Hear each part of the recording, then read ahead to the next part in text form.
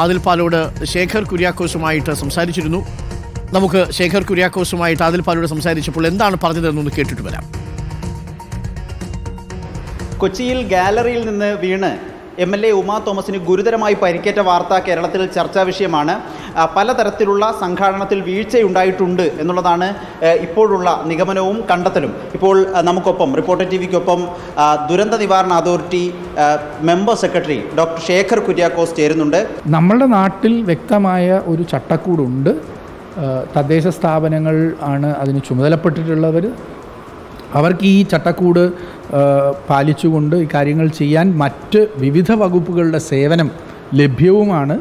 പക്ഷേ ഒരാളിത് അപേക്ഷയായി 3 മാസം മുമ്പെങ്കിലും അറിയിച്ചില്ലെങ്കിൽ, പ്രത്യേകിച്ചും ക്രിസ്മസ് പോലെയുള്ള ന്യൂ ഇയർ പോലെയുള്ള ആഘോഷങ്ങൾ നിരന്തരം നടക്കുന്ന ഒരു സമയത്ത് അറിയിച്ചില്ലെങ്കിൽ, ഇപ്പോൾ ഇതിൽ ആരെങ്കിലും അപേക്ഷ കൊടുത്തോ, ആ അപേക്ഷ പരിഗണിക്കപ്പെട്ടിട്ടുണ്ടോ, ഈ വിഷയങ്ങളൊക്കെയാണ് നമ്മൾ അന്വേഷിക്കേണ്ടത്. ഇവൻറ്റുകൾ നടത്താൻ ഉദ്ദേശിക്കുന്ന ആളുകളോടുള്ള അഭ്യർത്ഥന, ദയവായി ഇതിനാവശ്യമായ ചട്ടക്കൂടുകൾ പാലിക്കുക.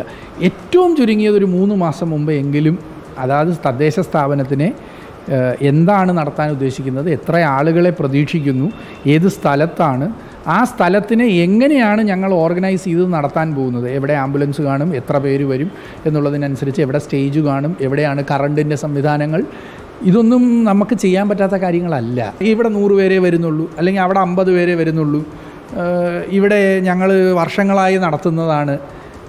ശരിയാണ്, വർഷങ്ങളായി നമ്മളുടെ നാട്ടിൽ വിമാനങ്ങൾ ഓടുന്നുണ്ട്, ബസ് പോകുന്നുണ്ട്, സ്കൂട്ടർ ഓടുന്നുണ്ട്. പക്ഷേ അപകടമുണ്ടാകുന്നത് ഏതോ ഒരു നിമിഷമാണ്.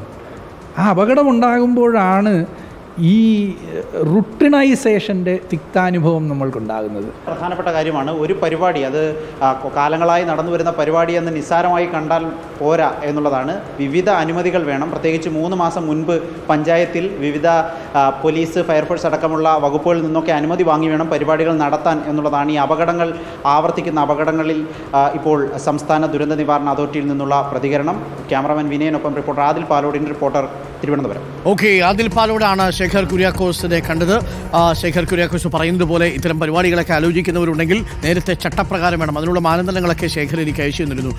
അത് തന്നെ കൃത്യമായിട്ട് പാലിക്കണം. ഇതൊന്നും പാലിക്കാതെ ഈ വരുമ്പോൾ തന്നെ എഴുതി ഒപ്പിട്ട് കൊടുക്കുക മാത്രമല്ല, ഈ ഗ്രൗണ്ടൊക്കെ കിട്ടിക്കഴിഞ്ഞാൽ 10-12 നിബന്ധനകൾ അതിലുണ്ടായിരുന്നു എന്നാണ് മനസ്സിലാക്കുന്നത്. ആ നിബന്ധനകൾ അതൊന്നും വായിച്ചു നോക്കാതെ ഒപ്പിട്ട് കൊടുത്തു. എന്നിട്ട് ഇഷ്ടമുള്ളതുപോലെ ഈ സ്റ്റേജ് അങ്ങ് പണിയുകയും ചെയ്തു. വലിയ മോശമായി പോയി എന്ന് നമുക്ക് പറയാനുള്ളൂ.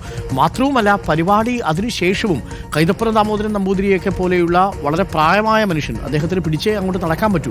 അങ്ങനെ അത്രയും ബുദ്ധിമുട്ടുള്ള മനുഷ്യരെ പോലും ആ സ്റ്റേജിൽ ഇരുത്തി അതേ അപകട നിലയിൽ തന്നെയാണ് പരിപാടി തുടർന്നത്. അദ്ദേഹത്തിൻ്റെ കാലങ്ങാട് ഒന്ന് താഴോട്ട് വീണിരുന്നെങ്കിലോ എന്തായിരുന്നതിന് അവസ്ഥ കുറച്ചുകൂടി ഗുരുതരമാകില്ലായിരുന്നു. അപ്പോൾ അത്തരം കാര്യങ്ങൾ സംഘാടകർ പ്രത്യേകം ശ്രദ്ധിക്കുക എന്നുള്ളതാണ് നമുക്കും ഈ ഘട്ടത്തിൽ പറയാനുള്ളൂ.